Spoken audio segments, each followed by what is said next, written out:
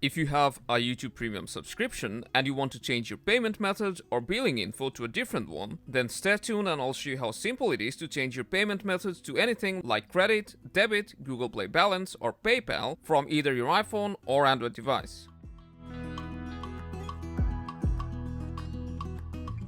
The easiest way to change your subscription's payment method is by using a browser, and this process will be the same on any device. So open your browser and go to youtube.com. Then ensure that you're logged in with the correct account. Then just click on your profile photo and tap on Purchases and Membership.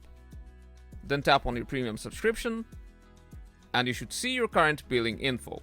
To change it, tap on Edit. Then tap on this drop-down menu and you'll get options to change it to Google Play Balance if you have any available, switch to PayPal, or add another credit or debit card. So from here you can just choose any suitable option and add your updated billing info. And after that, your YouTube Premium subscription fees will be billed from your new payment option. It's that simple. If this helped, don't forget to drop a like and subscribe to our channel for more.